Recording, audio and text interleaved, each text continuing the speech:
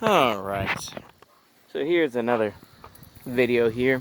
I'm gonna call this Don't Count Anyone Out Yet. I think I did this video already, but I think it's worth doing again. I think I said I was gonna wait a week. I don't know if it's been quite a week yet before I talk about Russia or Ukraine. But what the heck, we're here now. Let's go ahead and just do it. So, don't count anyone out. We see that the Russians are going to be calling up some 300,000 folks. I imagine kind of similar to the United States Army, where you have IRR, which is Individual Ready Reserve. And there's a lot of reservists out there in Russia. I heard Peter Zion talk about this a little bit, and him saying that it's almost destined that this is going to be Russia's last land war. I'll be honest with you. I think that there are serious issues at hand, absolutely. But I would say, I don't want the neocons to win, and I don't want Russia to be broken up. Because I think that, that will lead to further catastrophe that I think that nobody wants to deal with.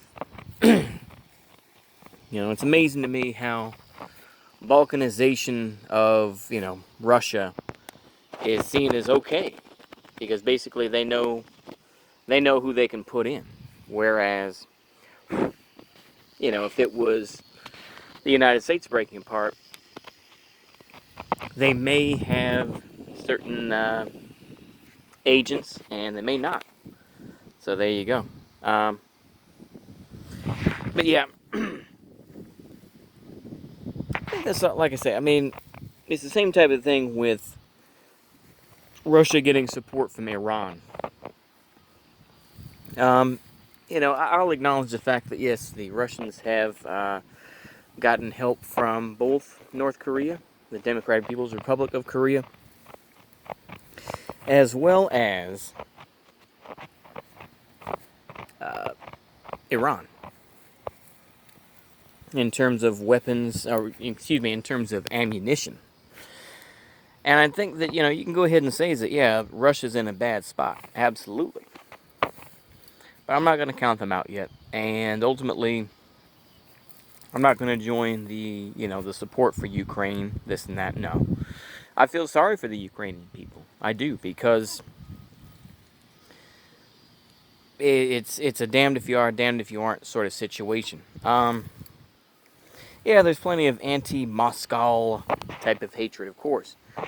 But if Ukraine does win, you're going to have more control of it by the United States. You're going to have more privatization.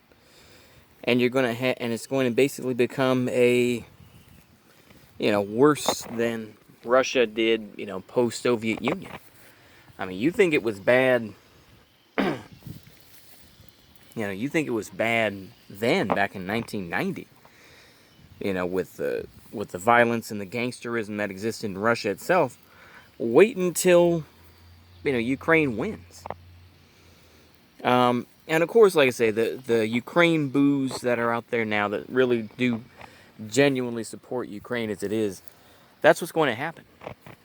It's going to be gangsterism, it's going to be violence and everything else like that. And you're going to have far-right Azov as well. Of course, people think that Azov was completely destroyed at, Mariupol. And I don't think that's the case. There's plenty of Azov elements and plenty of, that sort of attitude there.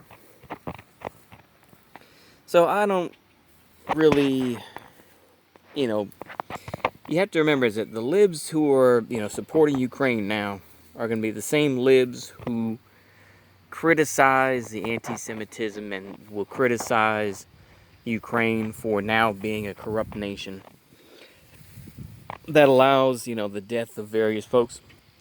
But that's libs for you. That's libs. They just hate Russia. They just hate Slavs. So it doesn't matter whether it's Russia or Ukraine.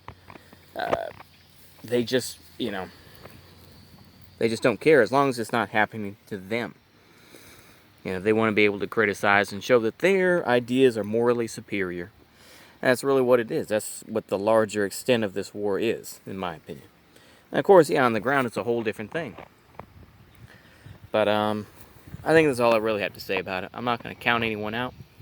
That includes Russia, Ukraine, the United States giving support to those countries, or even Europe.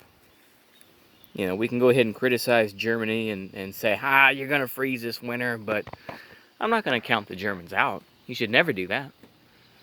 You know? So, all I can say is it's just a messy situation. And all we can do is just kind of hope, pray, and just, you know, as always, just be careful of what you sign on to. That's all I got. See you later. Goodbye.